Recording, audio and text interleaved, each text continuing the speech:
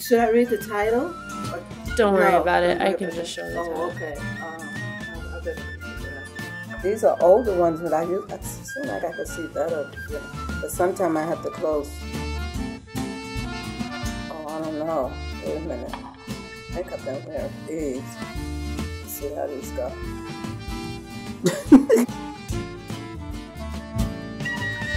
This seems good. My foster grandmother was the only parent I knew. I called her Mama instead of Grandma. She read the Bible a lot and would often quote the verses to me. Do unto others as you would have them do unto you. She would say, when you give, do it quietly. She would frequently ask me, do you know you're loved? And the way she said it and the way she looked at me made my eyes tear. When I was 6 years old, I went with Mama to a small, dimly lit fabric shop. I saw a really big cardboard box with 2 doll legs hanging over the side. I went over and picked up the little legs, and I saw it was a whole doll. I asked Mama, Mama, can I have this doll? She said yes. I was so excited. I never had a doll before. The next day, Mama began to cut the pattern for her dress from the fabric she bought. As she cut, pieces of fabric fell to the floor. I picked them up to see if I could put them together to make a pretty dress for my doll, but I could not. The pieces were too small.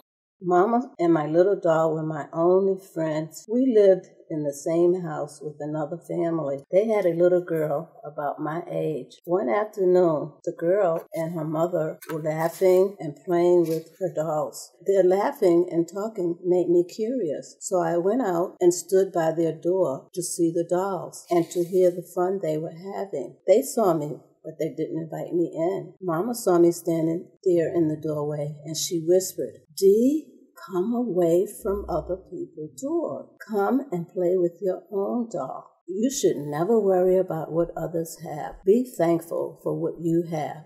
After seeing that little girl's pretty doll, I didn't want to play with my little doll, and I couldn't tell Mama of my feelings. On Christmas Eve, when I was 12, Mama needed a new nightgown. She had patched her old one until it was really worn out. She gave me $2 to buy a flannel nightgown for her. I went downtown. There were about 7 or 8 stores on one side of the street and one expensive store, Bloomstein, in the middle of the block. I went into the least expensive store, and they were all out of flannel nightgowns. I checked every store but could not find one. I kept going in and out of the same stores while passing Bloomstein.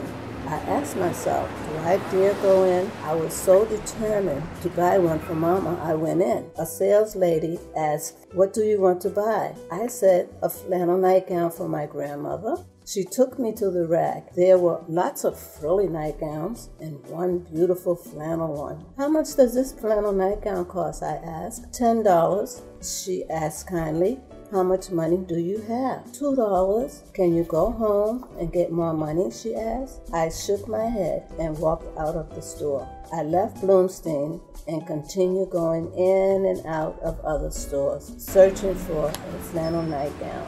Finally, I returned to Bloomstein and looked at the flannel nightgown again. It was marked $2. I bought it. Years later, I realized that sales lady must have changed the price for me. It was a miracle. She sure had the Christmas spirit, that cold Christmas Eve. Mama's face lit up when I gave her the nightgown. She put it on. At that moment, I thought she almost looked like a great big doll with a new dress on. Cupid doll, as she sometimes called me, you are better to me than my own children. I would never forget that Christmas Eve. I never forgot about dolls.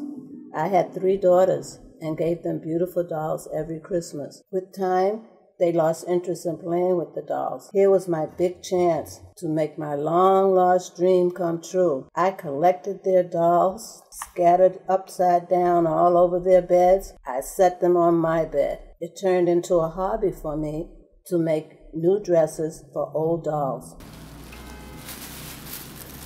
It's just I remember them being really little like that. But yeah, she crocheted this.